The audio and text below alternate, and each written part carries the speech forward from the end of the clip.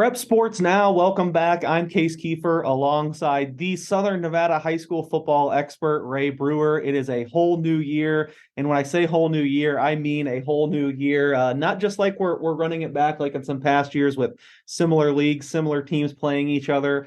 For better or for worse, I know there's some divergent opinions out there, but the landscape of high school football in Southern Nevada has changed. Another round of realignment, and this one looks pretty drastic, Ray. How do you lay it all out there? Yeah, so first of all, I think it's going to go a small way in terms of eliminating the blowout results that were common last season. It's definitely going to give more teams an opportunity to win a state championship. You look at, the Class 4A, you've got, Canyon Springs is all the way down to the 4A, instant state title contender. In the 5A Division 3, Palo Verde has a chance to win a state championship.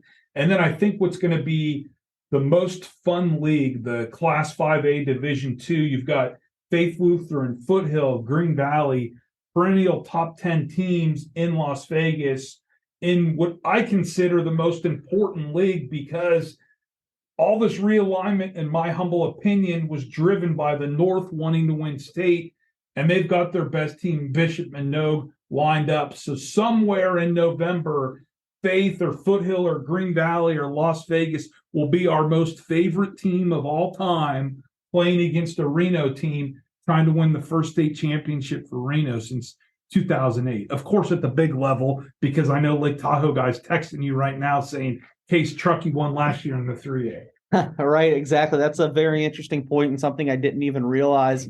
Not that we're really going to jump into the North and we don't know these teams all that well. I know Brewer already mentioned that Bishop Manogue may be the team to beat, but I guess for an early forecast, we don't even have to say who exactly is going to come out of there, but it's going to be a North team against the South team for the state championship. We know how heavily you especially will be rooting for the South. What is your best guess of how these best North teams match up with, I guess, the second tier league of the South? Do you think it's a pretty even battle? Do you think it's set up for the North to roll, if you kind of alluded to? What do you think? Well, so I think we're going to get a preview of that this week, because Las Vegas is hosting Bishop Manogue Friday night at the Kitty Cat Dome there in East Las Vegas. But I don't know if Vegas is the best option. That might be Faith Lutheran. I love what the Crusaders, how they're going to look this year. The Breslin kid at running back appears to be the real deal. And, of course, Mike Sanford's a former college coach. So theoretically, there'll be an edge on Friday nights with him leading the charge. But Foothill and Green Valley, both with strong quarterbacks. Faith Lutheran, obviously, with a strong running back and a great kicker. They're going to have to beat Bishop Manogue. It's that simple. I think Manogue probably goes in and, like they did last year against Vegas, crushes Vegas. And then hopefully Vegas gets better and everybody gets better. And the 5A Division 2, I'm having a hard time even saying that. It's ridiculous. Puts their best foot forward when it comes to state. All right. Yeah, I'm glad we got the Las Vegas mention in there. I thought you were slipping for a second when you listed the three perennial top 10 teams in the Division 2 and went with Faith Lutheran, Foothill, and Green Valley. I know Las Vegas probably a step down from those teams in recent years, but I feel like you still consistently have them in the top 10. I thought you were abandoning your team for a second there, but we will get to the picks and further break down that Manogue Vegas game later. That's a pretty good outlook on the Division 2. It should be a lot of competition. Maybe those three schools Brewer mentioned, the favorites above all else, especially Faith Lutheran and Green Valley. I think maybe it would be the top of the odds to win there. But let's backtrack a little and go to the top division, which is just the Southern League, the division Class 5A Division 1. Arbor View, Coronado, Liberty, Bishop Gorman, Desert Pines, Shadow Ridge, and Silverado.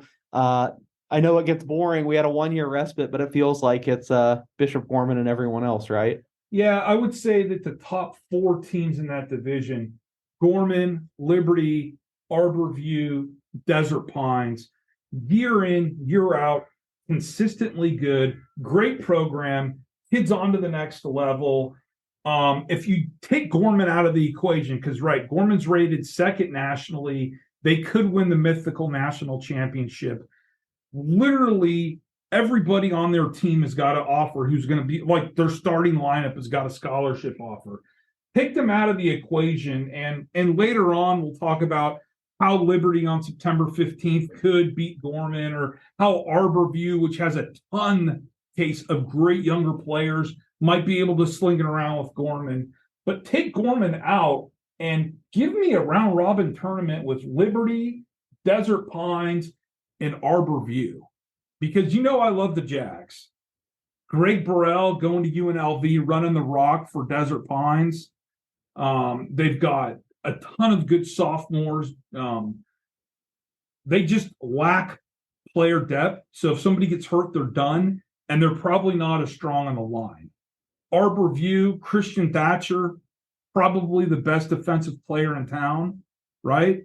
The Aggies, they have two freshmen with scholarship offers.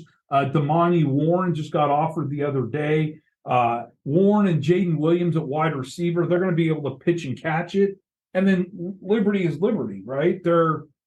They won state in 2019. They dethroned the Dragon of Gorman, and they're back. They've got a ton of great players. They're going to St. John Bosco. So the top four teams in this group are really good, like national teams year in and year out. Great programs, consistent coaches, ton of D1 recruits, like college coaches come and get it. And then you look at the bottom half, the bottom three, it's like, okay, well, Silverado hasn't lost since 2019. Back-to-back 4A champs. They graduated a ton of people, but Silverado is still Silverado, and Jalen McLaughlin on the defensive line going to UNR, nothing wrong with that. I don't like it, but nothing wrong with that. Led the state in tackles. In sacks last year. Shadow Ridge, number 5 in our preseason poll. Nobody could stop that rushing game. They rushed for 4,000 yards last year. They returned Cohen Colome, who I can never get his name right, and his mom and dad listen to the podcast. 3-year starter at quarterback. Of course, the 4th year, we didn't play football. And, Diego Madrid, the linebacker, only a junior, made a ton of tackles last year. I'm interested to see how Shadow Ridge does in the higher division, because they've got consistent coaching with Travis Foster, a great community support. They have everything. So how do their linemen compete with the Desert Pines and Arborview, Liberty, and of course, the Bishop Gorman? Silverado lost a lot. And then Coronado, the 7th team in there, Sean Dupree comes in, former Bonanza coach, was at the Monte Ranch in Reno. He's back in Vegas, head coach of the Cougars. Coronado's got a ton of kids in the program. They're not going to be a factor this year, but moving forward, let's see what he does when he builds that program. Absolutely. That's a great overview. I might out myself a little bit of not having read your top 10 close enough, but I was really surprised in there when we said Shadow Ridge number 5 in the state. Not that it's undeserved. They've been a power in the 4A, I guess, with Silverado the last few years, but clearly bringing some of their more frontline players back. I will say on Silverado, I believe I learned at our media day, I think they do say they have a lot back defensively. They lost some of the offensive stars, the guys you came to know, but I think they feel pretty good on the defensive side of the ball. Maybe they'll be able to get some stops. And like you said, they haven't lost in 2 years, so that should be interesting. And Coronado to me is always a little bit of a sleeping giant. It feels like every few years they should have, with the numbers they have and the support over there, every few years it seems like they jump up and have a really good team. Maybe this is one of those years. I totally agree. All right, well, let's move to that's both the Class 5As so far. The last one, the Class 5A Division 3, which also is going to feature a South champion against a North champion. You said the biggest game is going to be whoever takes on, we assume, Bishop Manogue or maybe one of those other Reno-based teams, but I got to think you're going to be rooting big time Southern here. Are you just not as much of a hater of Carson and Galena and Wooster? No, I equally hate them as well. But if you look at the whole reason why realignment happened, or why Reno year after year wanted to get down to this level, it's because they didn't want to have to play against Gorman, because Gorman had all these advantages that no other school had with its facilities and no zoning boundaries or whatever you want to say Gorman's advantage is, right? Mm-hmm. Bishop Monroe's got the same advantage. They're doing the same thing. They're just not as successful yet as Gorman is. And so this is an opportunity for Green Valley, Foothill, Faith Lutheran, Vegas, Basic to really represent Southern Nevada. And this lower tier, like for me, I'm looking at it as like Palo Verde is 3 tiers down. Is that just a result of, I mean, we know they've been up against it and been in a higher level, but they've kind of taken their lumps. So that's why they dropped that far. Okay. Yeah. So, I mean, for me, like Palo Verde is the unquestioned number 1 team in this classification. And if they don't win state, it would be a small upset. How's wow. That? I mean, I actually and you know a lot more than me. And that's why I hate that you did a lot of those interviews, because now you've got an edge on me on the picks. Well, no, you've got some recon that I might not have. Well, I'm struggling to remember some of them, and I don't remember all the particulars, but I did come away thinking, okay, Palo Verde has a real chance here. They might be the best team in this league. I know they're fired up about what they have. It seems like they're in a good spot, but I don't know if I would have been as definitive as you that it sounds like they are the runaway favorite. I mean, some of these other teams seem pretty happy with what they have as well. I know Spring Valley has a couple big time players. Legacy is another school that had spent most of the last couple of years up a couple levels, and might have had a rough year last year or 2 years ago, but they've had success too. So I feel like they're a kind of school that's in the same category as Palo Verde. I don't know. I thought maybe there'd be a little more parity than Palo Verde as the runaway favorite. Have you come around on now? We've all long established that you know more about football than me because you played football, and I didn't say that. But no, we know there's a general feeling in the room of the hierarchy. You know what an X is and an O and all that other stuff. Where are you? Have you come around on the best player on the field theory? Not as much in. Okay. I mean, a little. I don't know. It's not. It's an inexact science, I would say. Okay, because Spring Valley arguably has the best player in the classification in the running back Tipsoni Manu the third. And if I'm Marcus Teal, I run that kid 30 times a game, every game, and see how far he takes you, because he may be the best player in the classification. And the same thing at Palo Verde. Furious Hoskins had a lot of great games last year. He's going to be the best player in the field.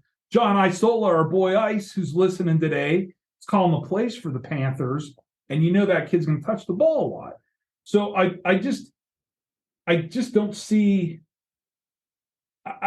They're clearly, Palo Verde to me has a chance to win state, and Spring Valley could get up and get them. I've always been high on Legacy. I think Zach does a great job over there. One of the up and coming young coaches that we have. You got a lot of coaches that are Marcus Teal's age or Andy Ostalaz's age or Rich Morocco's age who are about to retire. They're like 2 or 3 years out from retiring. They've been doing it a while. And now you get a young kid like this kid over at Legacy, Zach, who's a great kid. And you never know what's going to happen. But that's my take on that league. I'm not saying go to Jostens right now if you're Palo, but you might start looking at the catalog.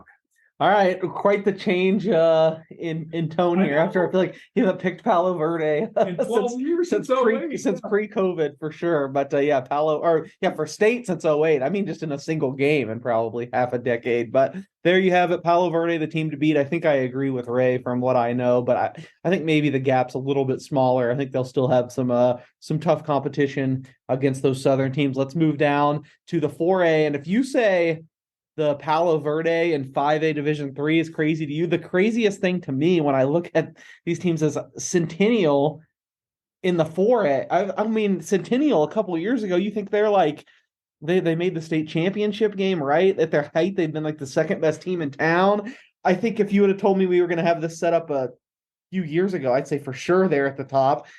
It's just crazy to me to see Centennial thrown in there with like Rancho and Mojave and Western. And I've said this a ton over the years, but I just feel like realignment, someone's going to get the raw end of the deal no matter what, no matter how many leagues you break it into. And I think there could be a little bit of a discrepancy in this league. Yeah, and I will tell you this, Centennial has great participate, or traditionally has had great participation, sending kids to D1 football. They got a kid who's at, Oklahoma right now, 2019 state runners up, but they've only won like one game since 2019, which is why they go all the way down. To me, historically, Canyon Springs and Centennial would be the creme of this division. If you took them out, though, what a fun league. Del Sol, Chaparral, El Dorado, Valley Vikings, only 20-some kids in the program. Western just got a head coach.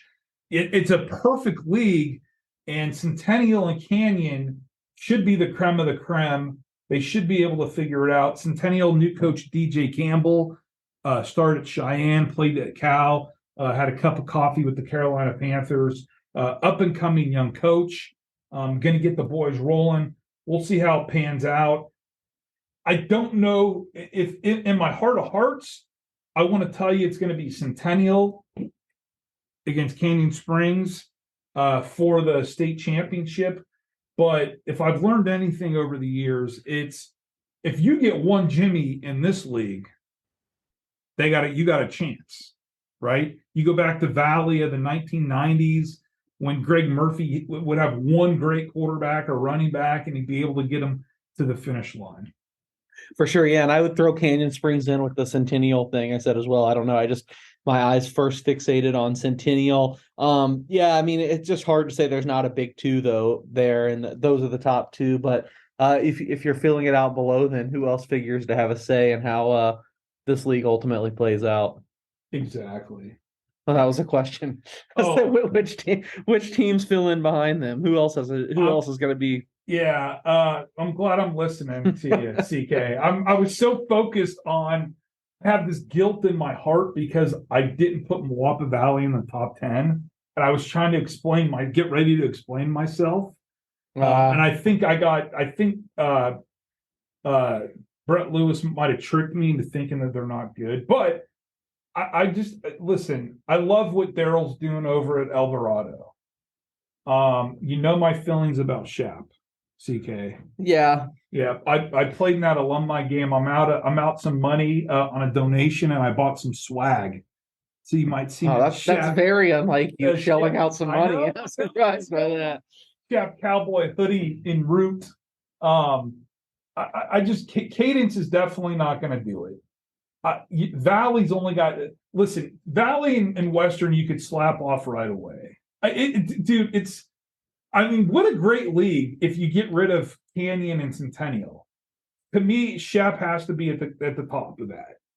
Interesting. What about Sunrise? Made some strides in Chris Sawyer's first season last year, and now I'm not ready to trust. This isn't the Chris Sawyer that had some D1 kids 5 years ago. I don't know if I'm ready to trust them yet.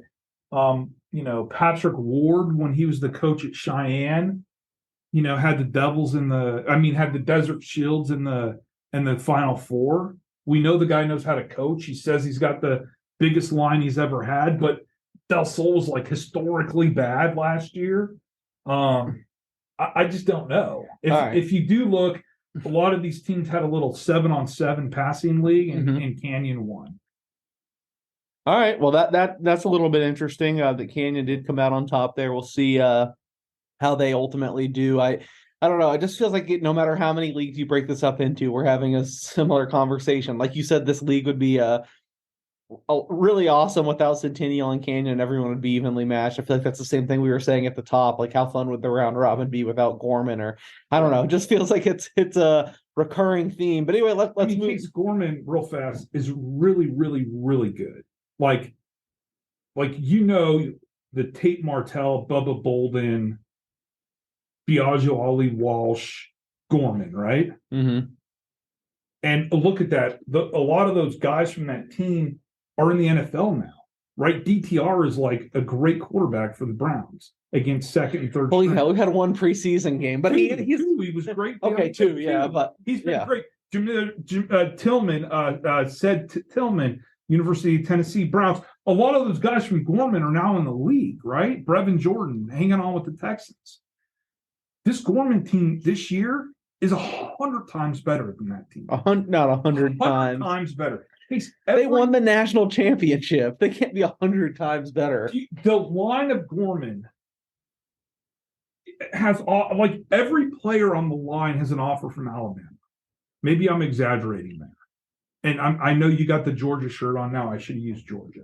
But Gorman is just really, really good. I know they're really good, but 100 times is really good. 100 times is an overestimation. And I wasn't taking a shot at Dorian Thompson-Robinson there. He's been great. I don't think we can declare someone a great NFL player before they've played a actual game. And against I think the first string. But are they going to cut Deshaun Watson for DTR as well? No, but I mean he could win the standalone backup job and be to give you a little insurance there. He had 3 Gorman guys with the Browns, right? Because Bubba Bolden was there and Cedric Tillman, who I think is going to be awesome. So and I just think from DP, don't be yeah. Well, I said 3 Gorman guys, 4 locals. Yeah, I mean, I just think sometimes we get blinded by the shiny new object, and I know Gorman will be awesome this year, but they won the whole thing in the nation with some of these kids, so let's not lose sight of that. That's the line of the year, shiny new object. All right, Class 3A, let's get to the Moapa Valley defense that you were already starting to mount. They're not in the top 10, which yeah, that is a little strange. I feel like they're in the top 10 a lot, but you think they might be a little bit down this year? So back in the day, there was a baseball coach named Roger Fairless.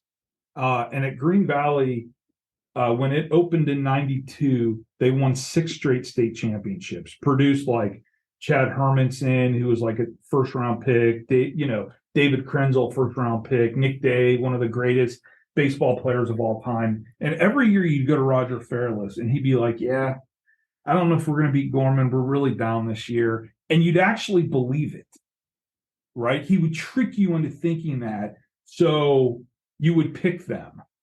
And I think I fell for a trick because I know year in and year out, Moapa Valley is ready to go. And they've got some great players, right? Or they got guys that become great because Brent Lewis puts them in the right position. He's an elite coach. Yeah, they're pretty consistent. They're a model of consistency. Yeah. And I picked Slam because they have the one thing that no team in this league has: guys that can run. Some fast guys, you mean? I think everyone can run, but they have fast guys. And they went to the state game last year. And, I'm impressed with, Boulder's got a new coach.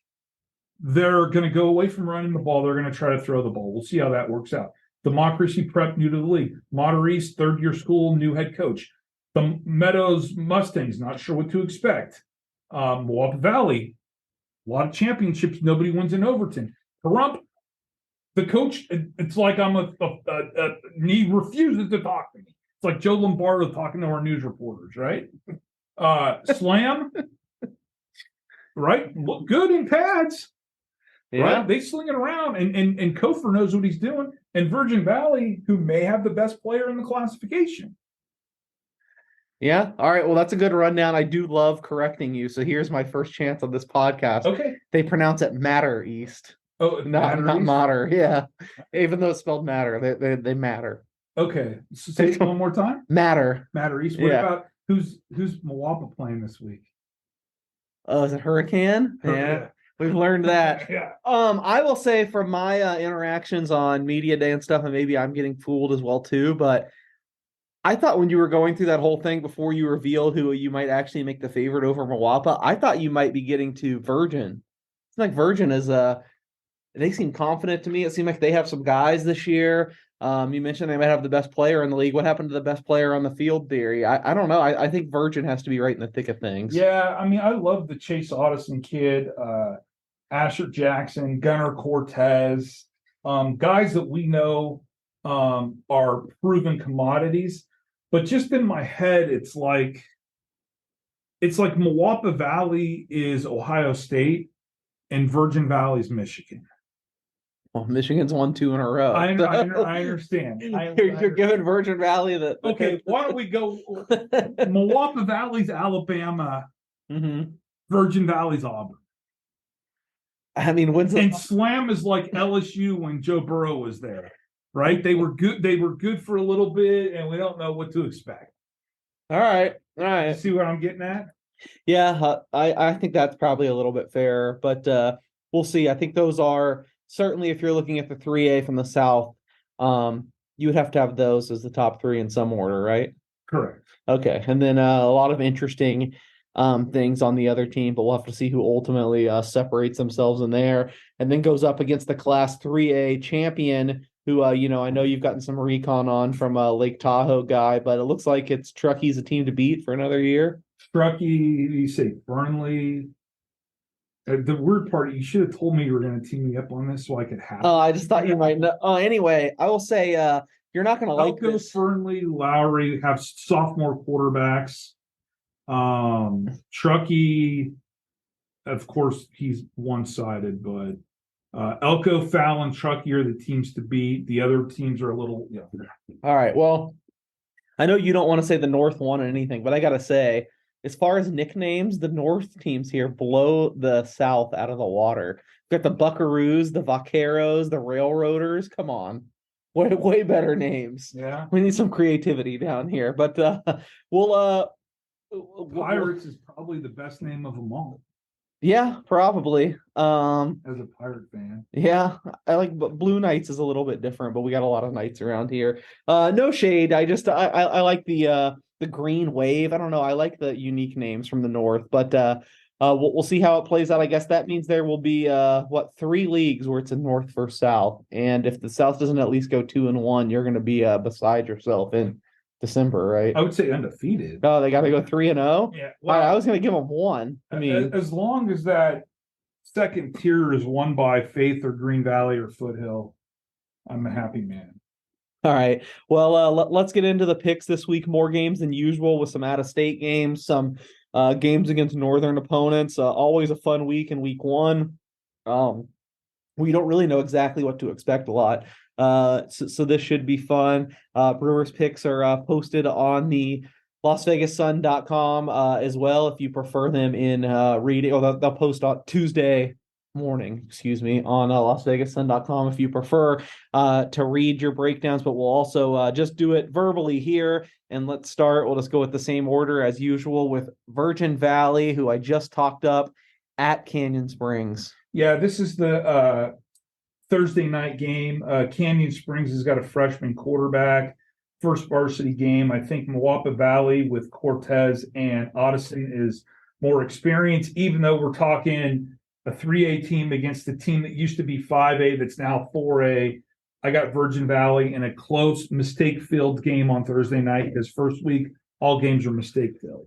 I was actually pretty surprised by your pick here, and I just talked up Virgin Valley. I think they're going to be my pick in the 3A. I love Chase Addison, but I don't know. Canyon Springs came off pretty well to me at our media day. They're young, but you always talk about having guys that can that can move well. It seems like they have some size, maybe even this year. I don't know. I like Canyon Springs here in a close game. Yeah, it's good. Like I said, thankfully we've got games that are going to be close, so maybe we could disagree a few times. Yeah, well, there we go. We're starting off the year with a disagreement. I don't know how often that's happened. I feel like this is the Thursday night game, right? You said correct. Yeah. I feel like a lot of these opening season Thursday night games over the years have been like 59-0, and there's been no way to disagree. But we'll disagree here, and I will go with Canyon Springs.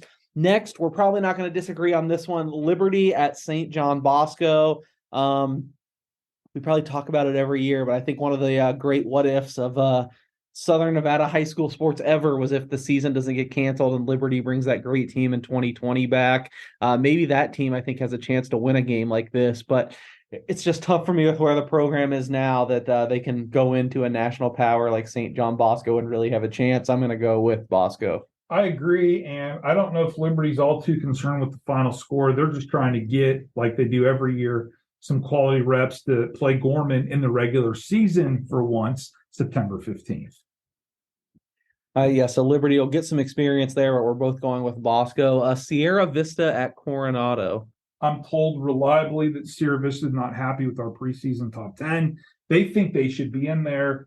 They've got a great quarterback in Church Massanica, but I go with the Cougars at home in the opener.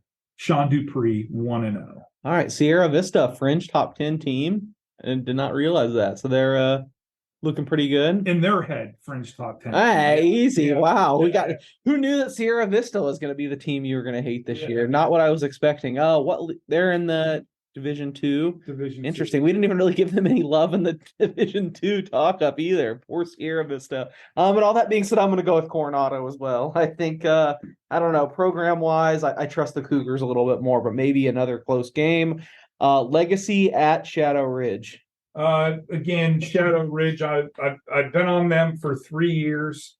We'll see how it works out, but I think they cruise past Legacy. All right, yeah, you've hyped him up enough. I got to go with the column A kid. I don't know if I said his name right either, but I'm trusting you on this one. I think I'd pick Shadow Ridge anyway, but I got to think they win pretty easily now. I'm pretty convinced with how high you are on them. I have them scoring a lot of points on Legacy. Cajun in California is coming to Arborview. Yeah, this is a great game, by the way. Did some recon on Max Preps. The California school's got a quarterback who slung it around pretty good last year. Top 40 team in LA, Arborview top 2 or 3 team in Nevada. In the heat of Vegas, I don't know if that'll be much of an impact because the school's in San Bernardino, which is a little hotter than the rest of Los Angeles. I think this is going to be a great game. Could go either way, but I always pick the California team over the Nevada team. That's a theory. Yeah, that is a theory, and as much as I'd love to be different here, I don't know. Just your report on the they have a big time quarterback. I mean, it's tough to get up to game speed right away for those defensive backs. I do know Arborview has some talent there though, but it's going to be a real trial by fire. And I've just seen too many California schools march in here and win over the years. So like you, I'm going to say Arborview keeps it competitive, but Cajun or Cajun, I don't even know how to say that. They ultimately win this game, close game, but Cajun for me and for Brewer. Your hated, I just learned today, Bishop Minogue going to Las Vegas High. Do the Cats have any chance here? So this is a return game of last year when Vegas went up north and lost pretty handedly.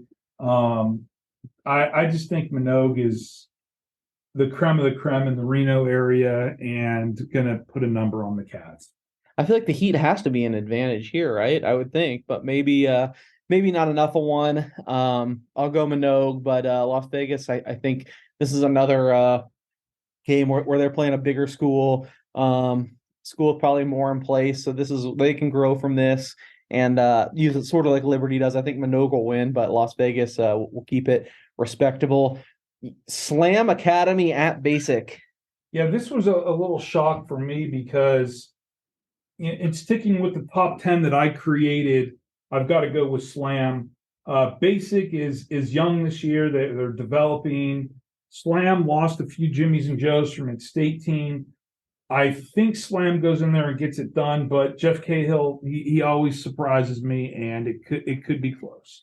Yeah, I think it will be close. I think it'll come down to the end, and because of that, I'll go with Basic. We can disagree a little bit more. I don't know. I feel like you're just maybe too wooed by these the fast kids, as you say at Slam. I mean, are they as a complete team? Maybe I'm wrong and they are, but I don't know. Basic, I have a little more trust that they're going to be that year over year. I basically went all in on a 4th-year program Slam against a team Basic that's been playing since World War II. So not the Ray Brewer you love. Yeah, I can't slam you too much, but I'm gonna go with Basic. That was bad. Next game, Mojave at Sunrise Mountain. I've got to plead the 5th here. I don't know much about either team. I got Sunrise by 1 at home. Yeah, I already talked up Sunrise. I feel like they're going to be pretty good. I bet this is going to be close.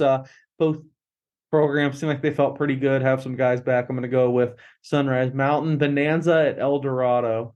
Yeah, I think El Dorado is ahead of El Dorado and Bonanza. 2 original teams of Vegas, 2 teams with similar things that are holding them down for trying to be polite. I think El Dorado in Coach Darrell's second year is slightly ahead of the Bonanza Bengals, and I'll take the Devils at home. All right, yeah, I'll go with the Devils as well. Should be another close game. I don't think they'll run away with it, but I'll go with El Dorado as well. Moapa Valley at Hurricane. I might be buying the Brent Lewis talk that it's going to take a little bit while to get it all together. That maybe they're down compared to other years. I still expect them to be there at the end and competing for a state championship, but I think in week one I'm going Hurricane. Yeah, I would agree with you on Moapa getting better week by week and finding themselves in Reno in November. Hurricane lost 35-0 last week. Granted, it was to a higher classification team, and Hurricane's got one game under its belt, but I'm still taking my Pirates because I feel guilty. Ooh, 35-0. That doesn't make me feel too good, but I'll stick with my pick and go Hurricane. I won't be going with an out-of-state opponent in this game because it is Bishop Gorman at Corner Canyon in Utah, and I got to think since this team is 100 times better than the national championship team, I assume that means Gorman's going to win this game by 1,000 points. Correct. Do you know who the quarterback is of Corporate Canyon? Corner Canyon? Corner Canyon. No, who is it? I think it's the brother of the backup for the Jets. Brother of the backup for the Jets. The Okay. kid that went to BYU. Oh, Zach Wilson's brother? Yeah. Okay, And gotcha. I think he's committed to the U of Utah. But Oh, interesting. Yep. All right. Well, yeah, I know that Zach Wilson, it's a big Utah family, but they weren't interested in him, right? So Yep. interesting story there, but I don't think it's going to matter. I think Gorman gets it done. Del Sol at Cheyenne. Complete coin flip here. I go with Patrick Ward in the Patrick Ward Bowl. Patrick Ward revenge game after he left Cheyenne. I'll go with Del Sol as well. Desert Oasis at Chaparral. Yeah, I think we didn't give Desert Oasis enough love when we were talking about how the Diamondbacks kind of fit into that new classification, CK. But my Cowboys might be in for a little bit of an eye-opening poor performance. Maddox Ellis, Troy Finch, Maverick Moore, Aiden Bass. The Diamondbacks ready to roar against my Cowboys. Makes sense. I gotta say Diamondbacks as well. Sorry, Chaparral getting no love here, but I think they're a little bit better stocked roster at this moment. Silverado hosting Cimarron. Yeah, Silverado, like I've said multiple times, hasn't lost since 2019. We know that streak's going to come to an end because they're in a higher class, but new look Silverado gets a dub in week one. Yeah, Silverado. I think it's close though. I think we see the fall off after losing some of those big name guys right away. I think that they have a scare here, but I think ultimately that championship pedigree comes through. They pull it out in the fourth quarter, but I think Cimarron will have a little something for them. Durango at Western. Yeah, Western had a hard time hammering down a head coach. Went way deep into the summer. Robert Cutts, who was at Eldo and then was at Spring Valley, takes over the Durango program. He's got some pieces in place there. Going to be interesting to follow the Trailblazers this year. They start off with a wounded opponent and they get a convincing win. Yeah, Durango, this one's kind of a free space. Hope the best for Western this year. Maybe they'll have some other games they can be more competitive in, but not this one. Clark at Rancho, another throwback. Yeah, I think Clark is ahead of Rancho. This is I think the third or fourth year for the current staff over at Clark. They're getting the most out of what's over in that part of town. I will take the Chargers. Yeah, Chargers, they've built something up. Seems like they have a decent program going now, some continuity with the coaching staff. I'll take Clark as well. Desert Pines at Spring Valley. Man, you're talking about how Spring Valley has a couple of really high-level kids, but a tough week one draw, whereas Desert Pines has half the team on the field are high-level kids. Yeah, Desert Pines with, Trey Jackson, who was our first team All-State last year for our All-State team, Messiah Mingo. We already talked about Greg Burrell, who's going to UNLV, super athletic. Damari Washington, Jalen Allen, Gabe Goff up front. I love DP. You know that. Again, though, go back to the year Markel Grayson was their quarterback. He gets hurt, the whole thing goes out the window. They're one injury away from a tragedy. But it won't impact them this week. I got the Jags big. Yeah, it's hard to go against Desert Pines here. I still expect them to be a top four program, as we talked about. So I can't go against them here. I will go with the Jags as well. And I guess we are going on year 6 where you haven't picked Palo Verde in a game because despite talking them up, saying they had a good team, could win the state championship, you're picking against them in week 1. Granted, it is a tough game. They're going to Faith Lutheran, but I thought this was a new Ray Brewer. I thought this was Palo Brewer, and already you can't help yourself. You got to pick against the Panthers. Yeah, I saw some film from Faith Lutheran scrimmage against Centennial. The Crusaders look like they're good. They've got 2 quarterbacks that are capable. This is a class against the class, and I'll take the higher class. Oh man, I think this is going to be really close.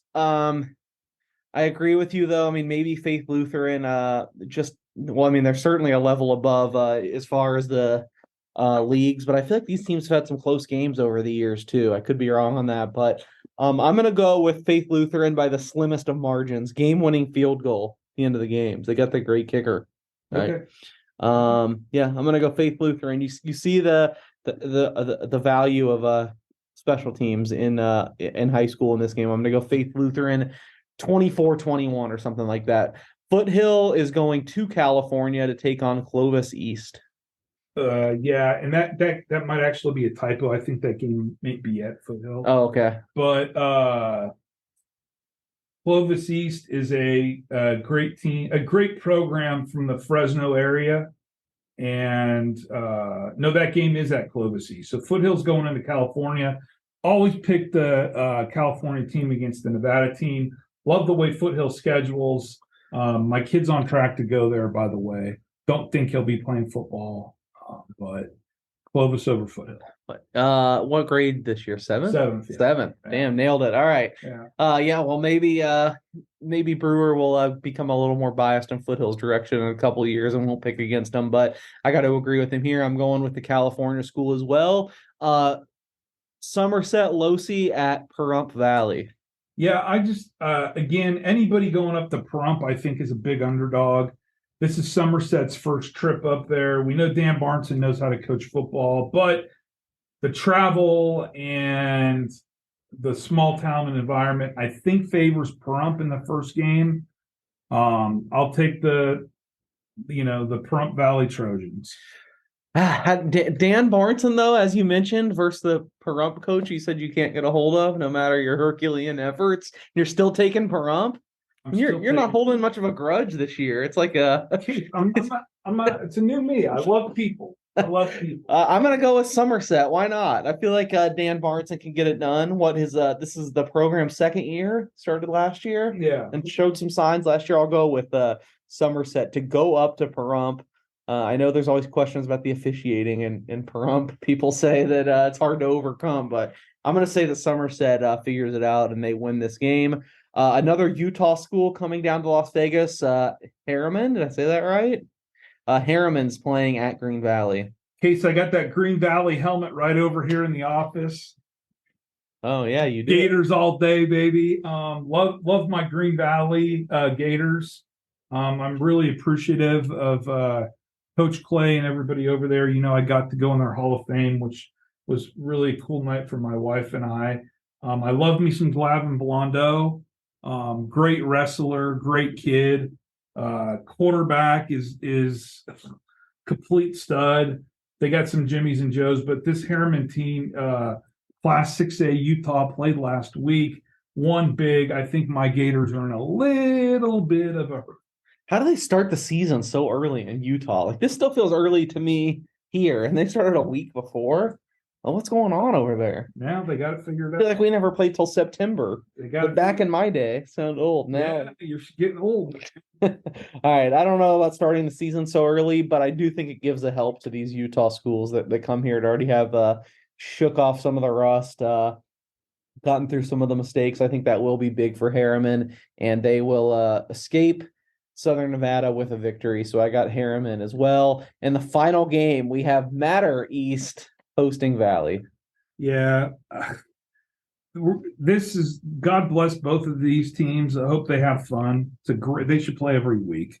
I think I took Valley, right? CKG at the pick. You did take Valley. I got Valley. Okay. And I'm going to take Matter East. I don't know. I'm captivated by some of these new programs that we haven't covered as much before. I think it's cool to be able to put a new stamp and kind of build the program. I think Matter East gets it done. Yeah, and as we close up here, coaches, here's a reminder to please be available if your team wins so we can get a story posted online. I'm going to try my hardest to get a hold of everybody. If you're unresponsive, that's on you, not me. So if you need a story, if you'd like a story, hit me up after the game. All right, well, that does it for Ray. I'm Case. Thanks for listening to episode 1 of this season's Prep Sports Now.